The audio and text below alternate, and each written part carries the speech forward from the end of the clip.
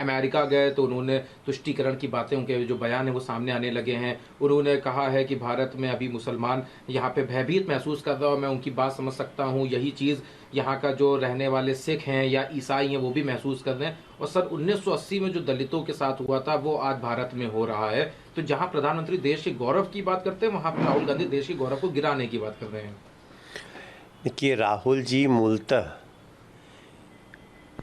अपने फ्रस्ट्रेशन की चरम सीमा पे हैं और उस फ्रस्ट्रेशन में अपने देश की बुराई करने में लगे हैं। नरेंद्र मोदी जी जहाँ जहाँ भारत का मान बढ़ाते हुए गए और एक गौरव बढ़ा करके देश में वापस आए, देश के हजारों लोगों ने एयरपोर्ट पे स्वागत किया, तो उसके बाद राहुल जी गए हैं कि वहाँ देश के बारे में भ्रमित करना है, देश का मान घटाने की कोशिश करनी है।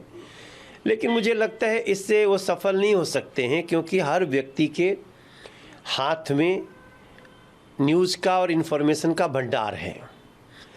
अब जहाँ तक 1980 की बात है, 80s की बात है, मुझे तो ये नहीं समझ में आ रहा है कि राहुल जी को याद होना चाहिए कि 80 से लेके 90 तक किसकी सरकार थी। 80 से 90 तक तो या तो इनकी दादी जी थी या तो फिर उनके पिताजी थे। तो क्या उनके समय में दलित समाज के साथ इस तरह के कार्य हुए? और आज जहाँ तक बात है ना, आज का हिंदू, मुसलमान, सिख, ईसाई अगर पूरी दुनिया में कहीं सबसे खुशी से और सबसे ज़्यादा तेज़ गति से विकास के रास्ते पे चल रहा है तो भारत ही है। तो लोकप्रियता जैसे जैसे बढ़ रही नरेंद्र मोदी जी के, वैसे वैसे राहुल गांधी जी का फ्रस्ट्रेशन बढ़ रहा है। देश देख रहा है, समय आने पे सबको जवाब मिलेगा। सर, उनके जो बयानों का सिलसिला है कल से शुरू हो चुका है, अभी कई दिन राहुल गांधी रहने वाले हैं, आज दूसरा दिन है। आज उन्होंने एक और बयान दिया कि जिस तरह से मानहानि के मामले में और अवामना का जो मामला देखा गया, सबसे लंबी सज़ा जो मुझको दी गई है, मुझे डिस्क्वालीफाई किया गया, अभी तक कभी किसी के साथ ऐसा नहीं हुआ, ये सिर्फ एक पॉलिटिकल एजेंडा है जिसके तहत मुझको टारगेट करके इस तरह की कार्रवाई वहाँ पे करी गई है। तो फिर से उन्होंने यहाँ के डेमोक्रेटिक और लोकतंत्र सिस्टम पे सवाल खड़े किए। राहुल गांधी सरासर झूठ बोल रहे हैं।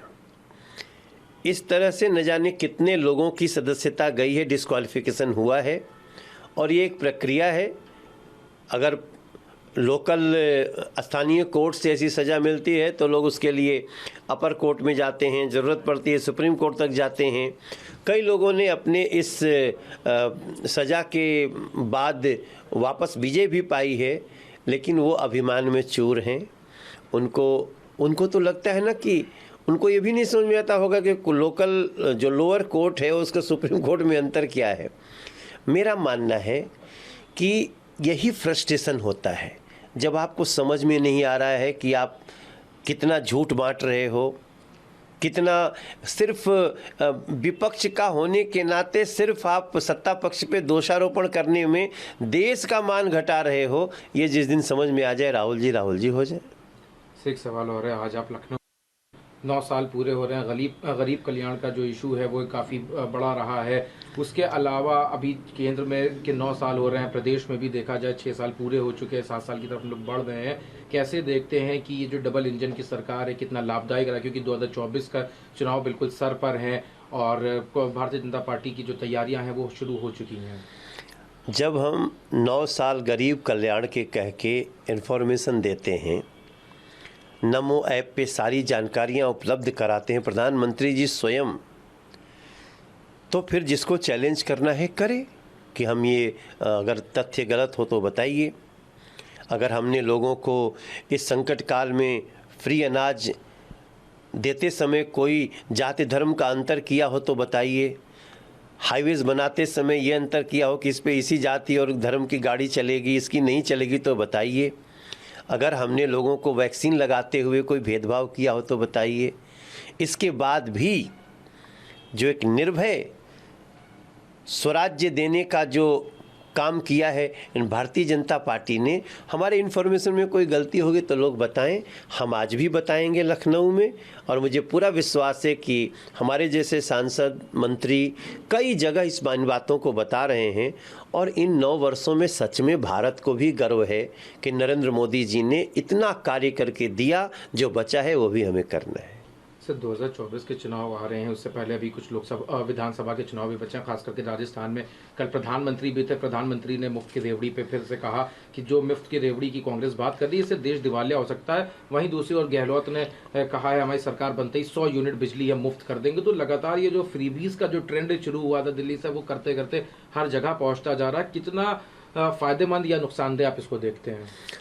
किसी चीज़ का एक पॉलिसी बनता है, किसी चीज़ की जब नीति बनती है तो कहते हैं ना कि अपनी पूरी क्षमता देख के बनती है।